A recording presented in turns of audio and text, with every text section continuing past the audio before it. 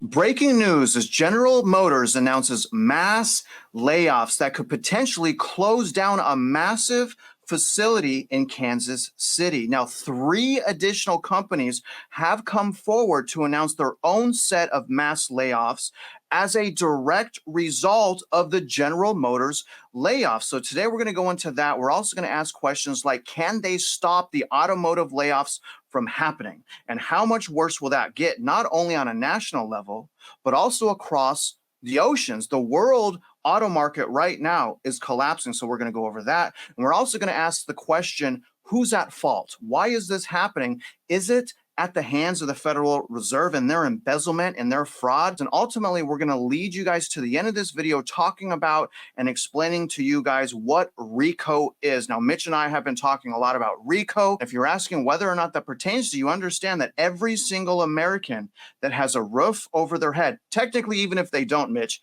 but every single American that has a roof over their head is impacted by fraud, embezzlement, and RICO. And before we begin, Mitch, happy Sunday. How are you, sir? Okay, everything's good. You might want to back up and take that word embezzlement out. Okay, why? Because that implies that there's an individual embezzling and putting the money in their pocket. This issue is systemic rather than an actual individual so far. Okay, can we say systemic embezzlement? You can say that it is systemic fraud easily, no problem. All right, so I got a little carried away. I get mixed up with the fraud and the embezzlement. I mean, there's just so many people trying to rob me. You know, I get confused, Mitch. You know, but brother, you know, I really appreciate you being here. Let's get started by talking right away about what's happening in Kansas City and what's happening with General Motors. So I want to go over that, and then I'm going to show the viewers how big this plant is by looking at Google Maps. But I'm going to explain the story by watching a video. Listen to the first 30 seconds of this video. Around 680 workers are set to be temporarily laid off from GM's Fairfax facility in November, with another round of layoffs scheduled for January. Around 2,000 auto workers work at the Fairfax plant, which is being retrofitted to be able to make an electric vehicle. The retooling is a good thing for us. Now, I'm going to get back to whether or not retooling is a good thing for him, but I wanted to show the viewers how big that plant is. You guys may not think that 1,600 people are a lot of people, but that's a lot of people. Take a look. So here's the plant on Google Maps right here. So obviously, guys, massive facility, huge plant. I mean, look at the parking lots here. So when I go boots on the ground, let me hit this. Let me show you. Look at this. Look at all these people. So these are all the people right here that are fixing to get laid off. Let me wrap around so you guys can see how big this property is. I mean, look at the parking lots, guys. Look at this. It goes all the way back. This is a massive, massive facility. So this is something. This is a huge. Look at this. I'm going to go all the way back. Look at how big this property is, Mitch. Look at, there's still parking lots all the way back here. Look at that. This is a huge facility. I mean, you know, first of all, Mitch, how many people is 1,600 people? Is that a lot of people or is that not a lot of people? That's a pretty fair size operation. Yeah. And another thing, let me show the viewers, remember this, when I back out of this facility, let me back out. Let me show you what's around this because this hurts everyone. Look at this. This is an entire neighborhood right here. So all of these people, all of these mom and pops right here, if any of these people had restaurants, clothing, anything that helped to support this facility right there, all these people that are doing that are now hurt by what's happening at General Motors. So Mitch, I'm going to go back into this video and then I got some questions for you. November, the plant will stop making the Chevy Malibu. Then in January, GM Fairfax will pause production of the Cadillac XT4. When production resumes here in late 2025, the plant will make both the XT4, a gas vehicle, as well as the Chevy Bolt, an EV. The EV, we know what's coming there. There might be a huge market for EV. It might take another turn. Well, with this investment, we'll be one of the 2 plants in the country that can build both. So Mitch, obviously he's, you know, super excited. They're saying that these are temporary layoffs, that they're going to reopen the plant at the end of 2025. But my question to you is, you know, GM is actually a leader when it comes to robots and taking robots and putting them in their assembly plants. Do you think it's possible that GM just moves to robot automation? Well, they're going to try over time, sure, because that is a less a damaging way to go on the balance sheet, even though you've got an upfront cost because you're wiping jobs out. However, the idea that the plant opens and then we're going to be looking at doing EV vehicles, well, if you go and look at the European press with regard to Volkswagen and Porsche that have tried it, they are getting rid of them. They're going back to combustion. There's no doubt that Tesla is the leader, and Tesla will probably stay the leader. And if you look at the Chevy Volt, if I'm not mistaken, that's been a disaster since the day that thing was created. And it's, as far as I know, has never made any money. So let's say that ideally the guy is right. The problem is he probably isn't. So what the future holds is anybody's guess. And they obviously didn't game plan this out. And that was just a press release for purposes of supporting the share price, even though they may or may not open the plant. Nobody really knows. But that's a problem. That plant, if that thing goes down, based on all those houses around there, that's a huge hit to mom and pop. All those feeder plants that are around it, all those feeder businesses that are around it, that plant goes down. It's not just the plant, it's everything in the area. And then you even look at the tax rate on the plant. Well, if the plant goes down, what are the taxes worth? If the houses go down because mom and pop, well, the houses aren't worth very much either. So you see, you've got a cumulative argument going on right beneath you. Nobody in their right mind would want that plant to close. However, GM is going to do what GM does, and sometimes that's not the brightest move on the planet. And honestly, Mitch, I'm suspicious whether or not they're going to reopen that plant in 2025. And this is why. Take a look at this article I found. This article has to do with robot automation, and this is going in specifically to General Motors. I just want to review 3 paragraphs, especially if you're an employee of General Motors. I think you should understand this. An early adopter of industry robots, General Motors has connected about a quarter of its 30,000 factory robots to the internet, allowing it to gather cloud-based performance analytics, and the behemoth automaker is already reaping the benefits of less downtime for its machines, according to a recent report by Bloomberg Markets. Second paragraph, crazy. The last 2 years, GM has avoided 100 potential failures of vehicle assembling robots by analyzing data they sent to external servers in its cloud. In other words, the robots are doing a pretty good job. This last paragraph, you guys need to pay attention. Driving more robotics. GM and other global auto manufacturers are pioneers in adapting factory-based automation and continue to be the robotic industry's largest customer, according to the Federation of Robotics. If I'm working at General Motors, I know that GM already is leaning towards robotics. Robots don't have unions, Mitch. A robot can't go on a strike. Is it hard to believe that that plant will go total robotic automation? Is that hard to believe? Remember, I'm from Windsor, Ontario, which is automobile country. I'm across from Detroit. That's where I was born and raised. I heard this same crap 30 years ago. It literally is complete not. Well, we're going to go robot. We're going to go robot. Okay, you haven't done it in 30 years. It's not that there's anything wrong with the theory behind it. The problem is, at the tail end of the day, mom and pop need a job. So be real careful what you wish for. First thing. Second thing is, just as was seen at the Chrysler plant on Tecumseh Road in Windsor, when it closed, in reality, and all those jobs were lost, what does that plant become worth? It was land minus demolition. It starts a cycle, and Windsor has lost population over that. That area that you were just looking at is going to lose, in Kansas, is going to lose population. You have to be able to protect against these things. And then nobody's doing a pro forma of the what if. I'm quite certain their taxing district doesn't know what they're doing, because so far we haven't seen anybody that's being honest about it. But where's the protection against a downfall of a plant closing? Where's the protection to help mom and pop?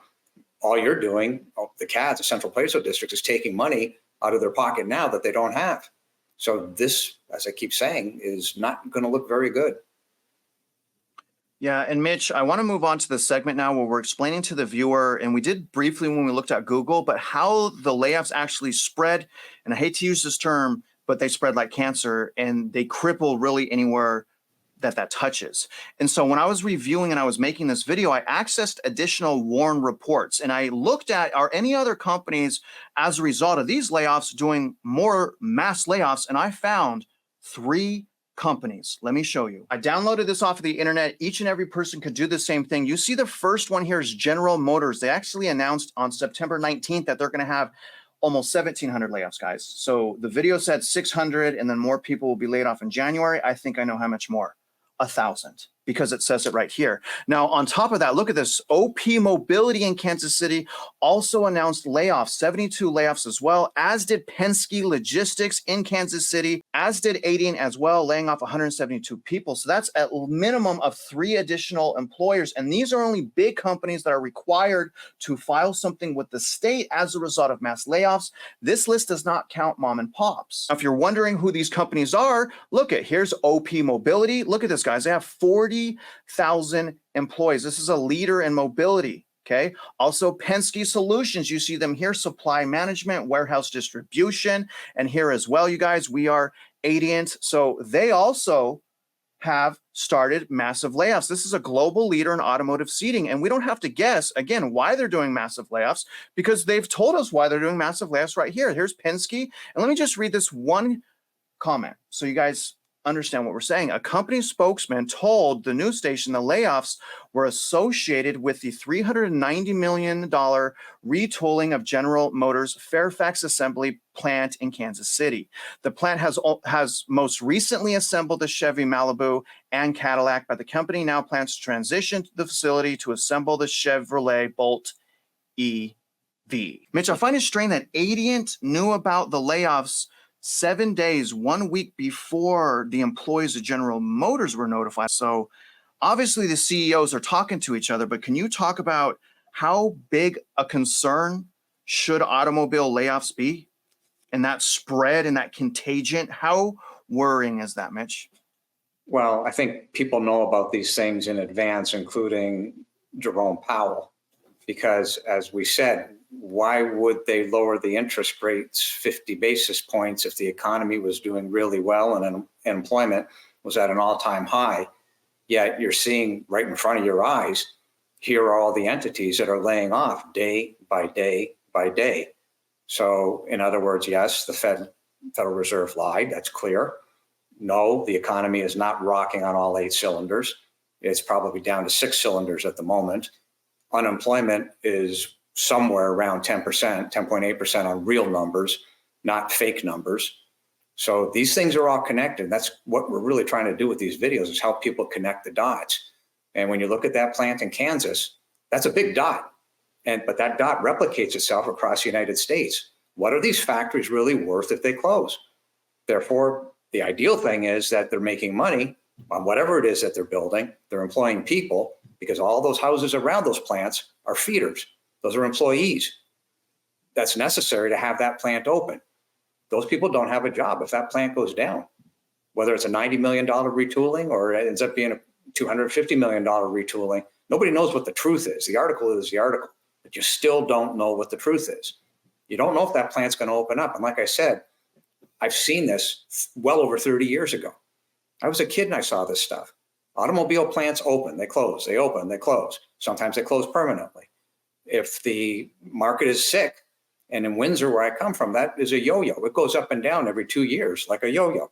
It's consistent. And therefore, that's a problem. And nobody knows the truth. You don't know what's going to open up. If they've got a reason to use the plant, they will. If they don't, they'll jettison it. So you have experience. You've seen this happen since you were a kid. When I was a broker on the industrial side, I pretty well controlled the industrial buildings that were being leased or sold in Southern Ontario. So what I was doing, I didn't do anything with the big 3 automotive plants, but the buildings themselves weren't worth anything. What I was doing is I was moving the players around like a chess game, because they needed the power, they needed the bus ducts, they needed certain stamping pads. So it was the use of the building, not the building. The buildings were garbage, but it was what was inside of the buildings where the value was. So I learned how to move those people around based on what it is that they needed. And in one form or another, they were all feeder plants. So they had facilities in Germany. They were feeding parts to Germany. They were bringing parts in from Germany. It was incredible what was going on. But the reality is that as time progresses, those buildings become worth less and less. And at some point, the buildings become functionally obsolescent, like you're starting to see with big office buildings today, and they become worth land minus demolition. That's the problem. Nobody's looking at this stuff properly. Mitch, let's talk about the chess game, and let's take a step back. And I want the viewers to ask this as I go into the next segment. And let's ask the question, who's at fault? But before I do that, let's remember what happened with the auto union. And let's remember they just had strikes. Everyone was supposed to get a raise. Look at this story, Mitch. This is from September 13th. It's a great breakdown. Union auto workers won big after striking. A year later, some face an uncertain future. And just one paragraph I'm going to read in this entire article that I think really sums this up. Higher pay, but fewer hours. So again, everyone was celebrating. The auto workers got more money. Everyone got a raise, and that's true. Higher pay per hour, but now there's less hours, and now there's layoffs. So I asked myself, was this helping at all? In any capacity did this help? Here's what this says. The strike and contract wins last year were supposed to be a turning point for auto workers. After decades of concessions, auto workers were finally getting what the UAW said was long overdue. Raises of 25% or more over the life of the contract, the return of cost of living adjustments, and new job protections, including the right to strike over plant closures, and in some cases, broken investment promises. This is going on around the world, just so you guys understand. And that's why I'm going to ask at the end of the segment, I'm going to ask who's at fault here. But just watch a little bit of this, Mitch. This is in Europe. These are people striking because there's an automotive catastrophe and collapse, as you mentioned earlier, happening around the world. Just watch a little bit of this.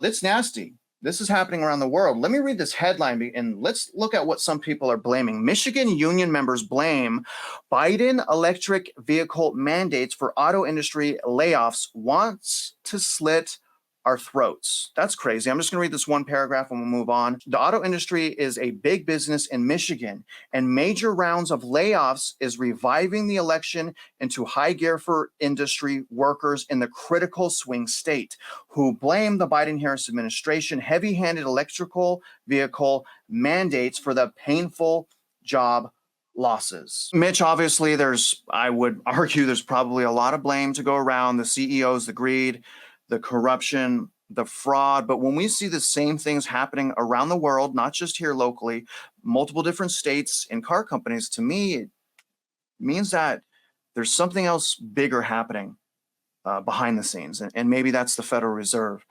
Can you explain to the viewers whether or not you think the Federal Reserve has its hand on this massive catastrophe happening in the auto industry right now? Yes, but the Federal Reserve is a participant in the problem. When governments try to pick winners for whatever reason, they say, well, we want to go green, we're going to support the EV, and they start throwing money at it.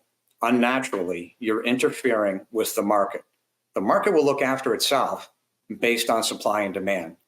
When you try to manipulate the market, that's when you run into these problems. So the union gets involved, and this was, as I said before, I have a friend who happens to be responsible for getting the contract finalized at the GM plant in Arlington, Texas. He was brought down. There was about 5,000 employees there, and they won. Okay, great, perfect. However, due to the systemic fraud created at the central appraisal districts, what they won was taken away in the form of increased real estate tax. What you just saw in that video with people demonstrating is, in essence, the exact same thing. We need more income because, in truth, they have less money in their pocket. Why do they have less money in their pocket? Well, the Federal Reserve had spiked interest rates. That's one issue. So things get more expensive, and that creates inflation. On the other hand, also going in the parabolic chart is what's happening at the local level. Your municipal taxes and your school taxes going up. These two charts, federal and local, are both parabolic, and you can superimpose the charts one on top of the other. Then the opposite is mom and pop. Their value is going down. And that's why you're seeing these demonstrations. Mom and pop haven't been able to put their finger on it yet, but that's the reason why we're doing these videos. We're doing our damnedest to connect the dots for everybody because these things are truly correlated. They can't exist by themselves. All three of these are correlated. Yeah, absolutely. Well said, Mitch. And honestly, again, what I'm also trying to tell you is if you do have a roof over your head, this does impact you. And what we're saying is listen, what's really happening here is, let's just say, government manipulation. If you really guys want to know, look up Keynesian economics and how Keynesian economics, what that did to Venezuela.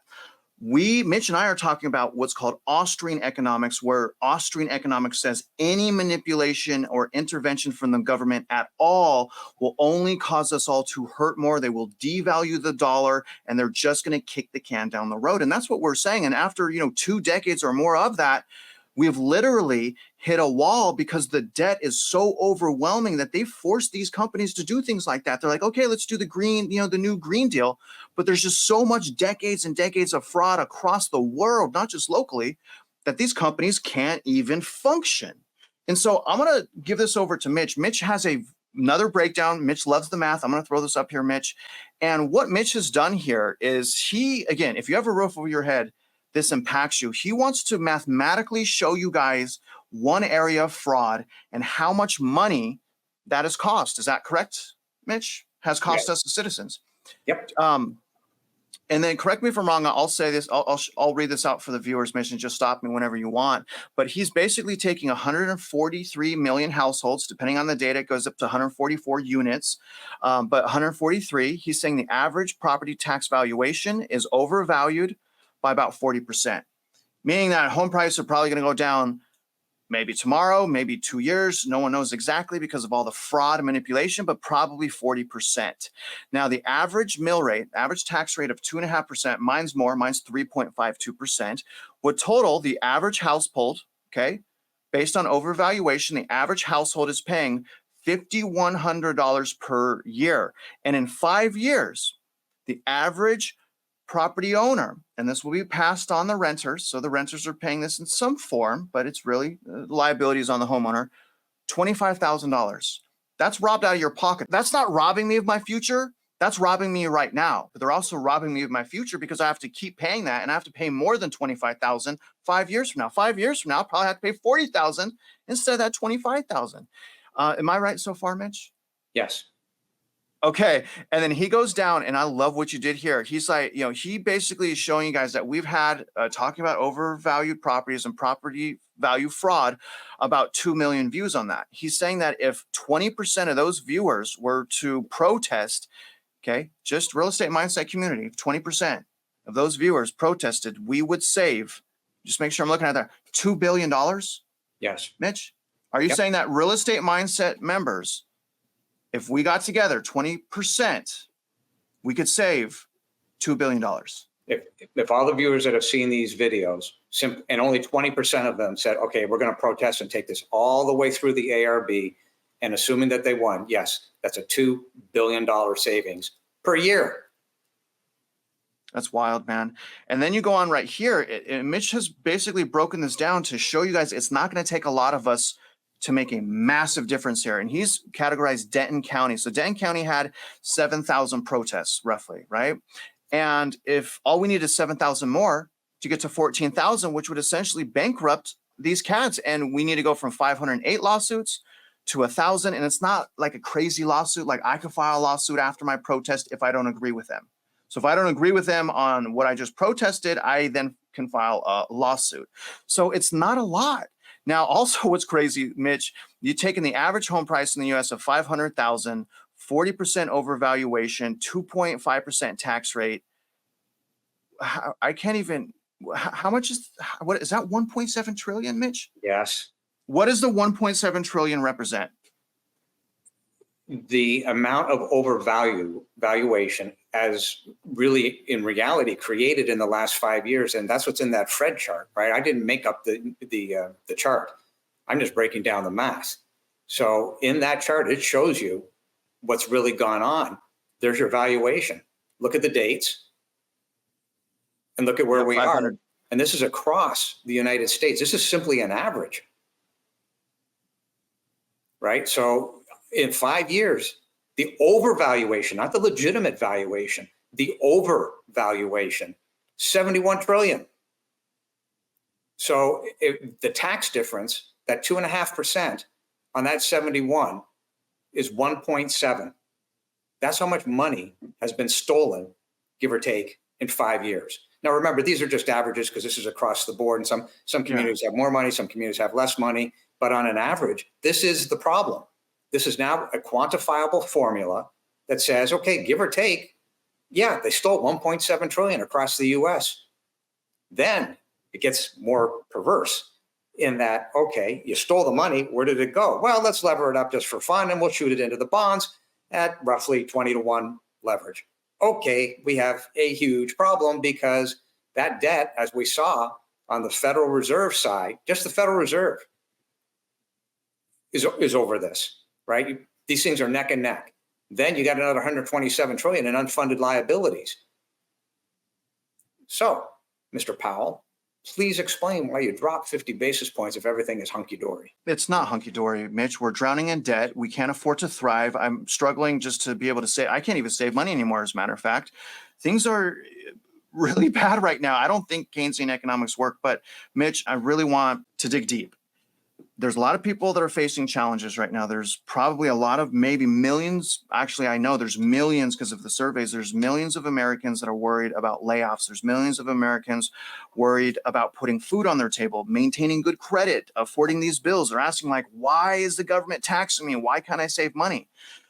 Mitch, can you just talk to the people that are afraid of losing their job right now and tell them, based on your experience and leadership, what can they do to hedge themselves? We know losing your job is an American catastrophe. So what can those people do to prepare? Mitch, no one prepares for job loss. What do you think people could do? Clearly, everything that somebody does to empower themselves to learn what's going on, and that's why we're doing the best we can to connect the dots for people, is going to help. You can't help what the Federal Reserve is doing. However, you can understand how it affects your life. You can start to think in terms of, oh, well, I live down the street from this massive plant.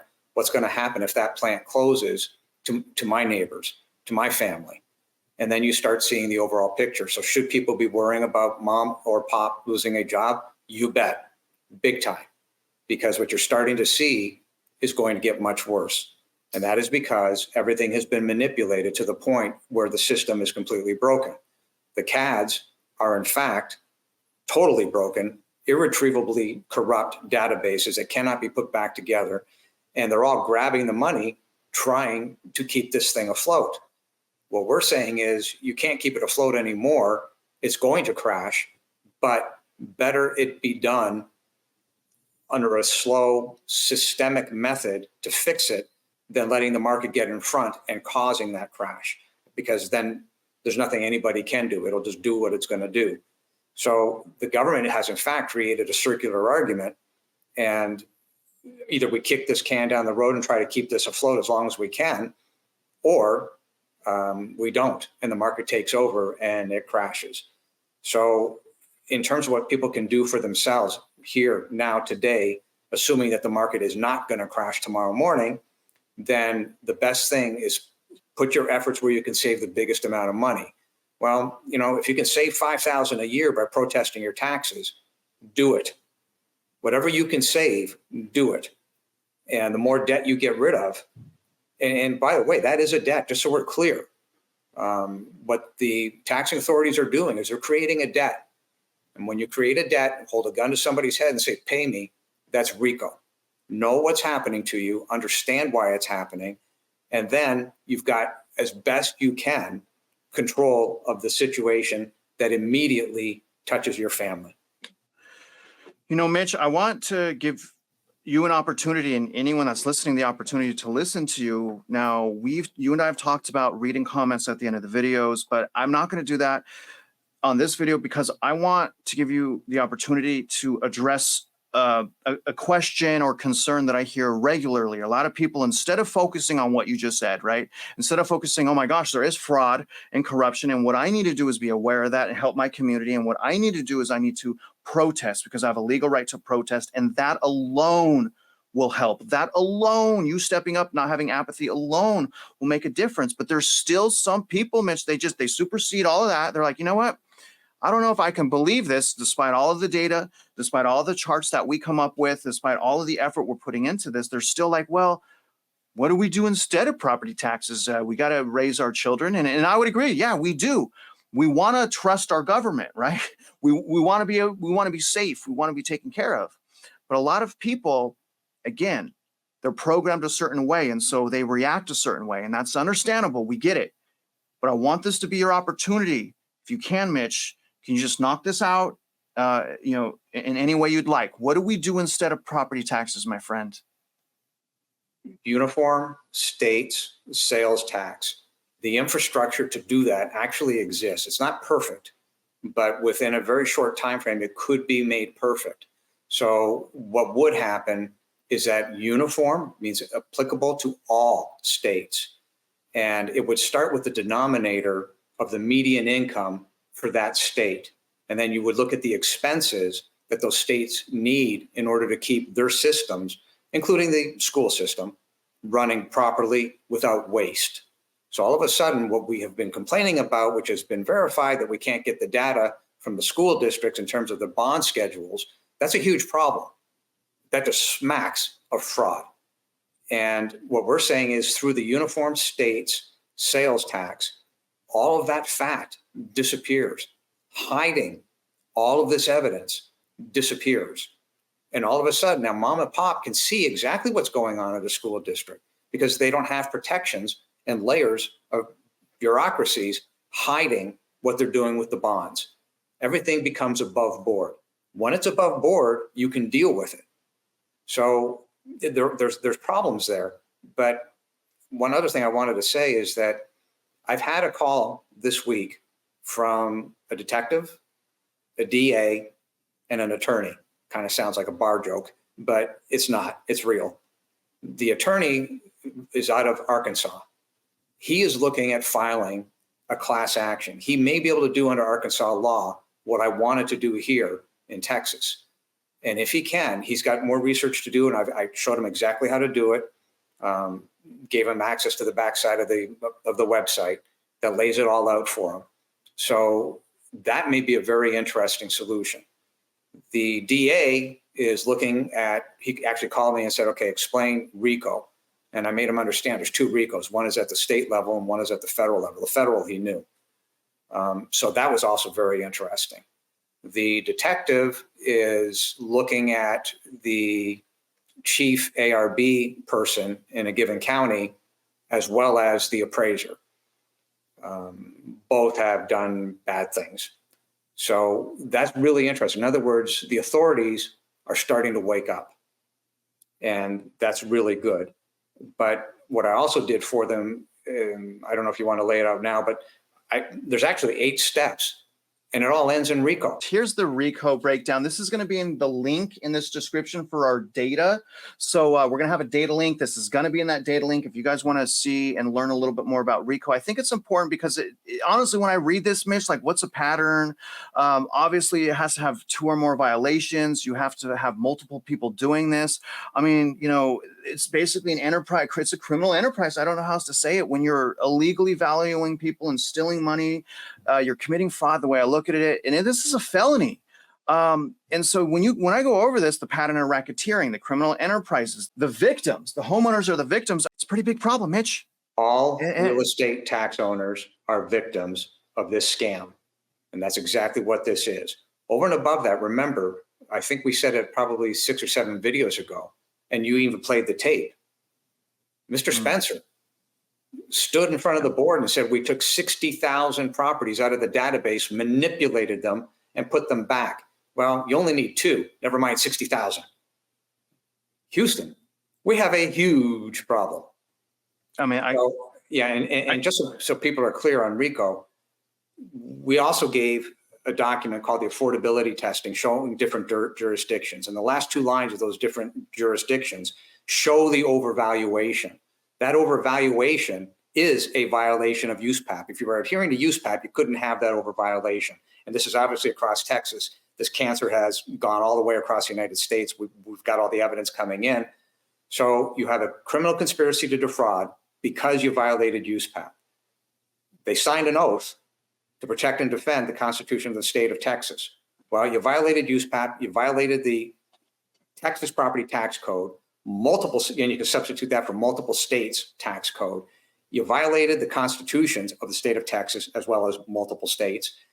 You violated the US Constitution, and all those violations and all that series of steps all end in RICO. They're not going to get out of this box.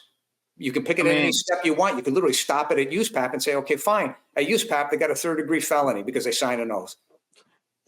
Mitch, I'm not an attorney, but I mean, to me, when I'm going down each section of that RICO and I'm following that up with the CAD and what I've learned from behind the scenes, I mean, it seems identical. But let me give you a little bit of my own experience now. As you guys know, back during the GFC, Great Financial Crisis, I lost everything and I couldn't get a job. So I know what it's like to lose all of my income, which felt overnight, Mitch, and then be drowning in debt so much that I have to file a bankruptcy. And then I know how hard it is to climb out of that hole once you're already in it. It's a lot harder, actually. And so this is what I would say, looking back at my old self, if I thought that I was in jeopardy of losing my job in any capacity, or I just heard rumors, one of the things that I would do right now is I would stack my resume up. I would just revamp my resume. And despite what we hear from some people, like, no, just one page. Well, look at how that's been working out. The one-page resumes, look at how that's been working out. So if it's me, I'm doing a resume, maybe 1 to 2 pages, but I'm also including a cover letter. A cover letter is telling my interviewer why I want that job and why I think I would be good for it. So, just prepare yourself. Increase the tools in your toolbox and understand that this is probably the tip of the iceberg. And that's probably a little bit why the Federal Reserve cut 50 basis points. The labor market's very important. So I'm going to get them out of here. Mitch, do you want to give them any encouragement before we go, sir? Yeah, it's not relevant what you want as the person writing the resume. What is relevant is what you can do for that company. If you're a woodworker and you have skills, then you can do something for that company. If you're a guy who can bend metal, then you've got skills and you would be good for whatever that company is. You've got to enforce what it is that you can bring to the table for that company, and you will jump everybody else that's writing these garbage resumes. Yes, well said, sir. Well said indeed. All right, guys, again, happy Sunday. If you guys are out there investing in real estate, you know that we wish you luck. If you're out there looking for a job, keep pushing, be positive, and follow up with that interviewer. No one does that anymore. Send them an email, call them and say, hey, how did my interview do? And having said that, we hope you win.